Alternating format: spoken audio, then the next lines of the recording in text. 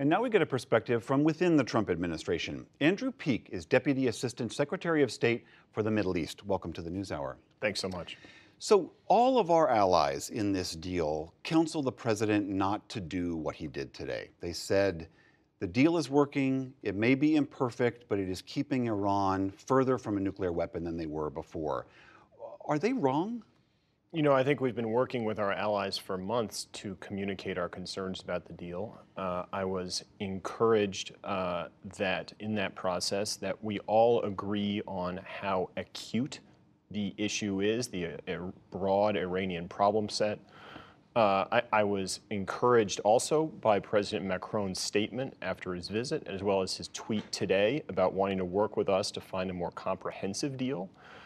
So the takeaway, I think, should be that we all agree on this problem. We just occasionally don't see eye to eye on the way forward. But I have every confidence that this will help us get to a better, more encompassing, more comprehensive deal that addresses all of Iran's behavior. But even within the administration, Secretary of Defense Jim Mattis said he read the deal 3 times over. He felt that the inspections on Iran were onerous. He felt that it was in our national interest to stay in the deal, and yet the president did the opposite. Why is that?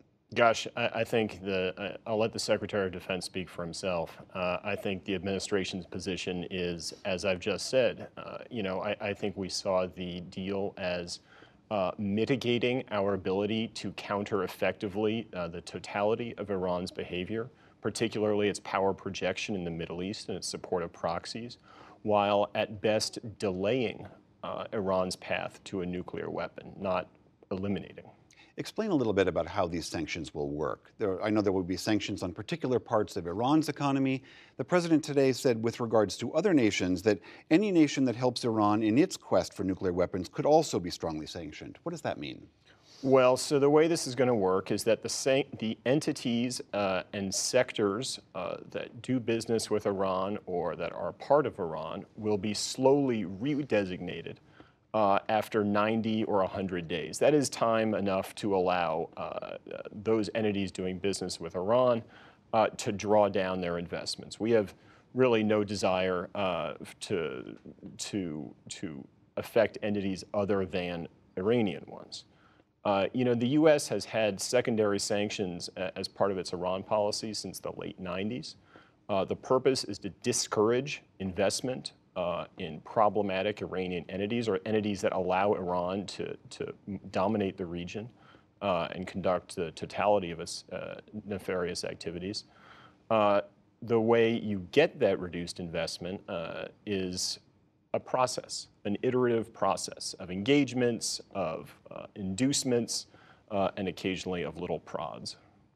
The president believes that he can renegotiate this deal, that the things that have bothered him all along, that some of the restrictions have sunset clauses, that Iran is developing ballistic missiles, that they are doing all of these things in the region that the administration is not fond of. All of our allies who helped negotiate this deal in the first place said that putting those elements in the deal was not going to work. Why does the president believe that those will work now? Well, I think the president's view is that when the deal was negotiated, we were at a place of intense pressure on Iran. We had a lot of leverage. We had unprecedented national and international sanctions on the regime. We gave up too much for far too little. I think he said it again and again. It was a bad deal. We could have gotten more out of it. I think by reimposing some of these sanctions and working with our partner, we'll get to a place where we can do that. What about the criticism that this jeopardizes our credibility as a nation, that our word can't be taken? I mean, Mike Pompeo is on his way to North Korea, he's probably there right now, starting negotiations with the North Koreans about their nuclear program. If the North Koreans are looking at what the president has done and torn up this existing deal, why would they believe that we could hold our word on this one?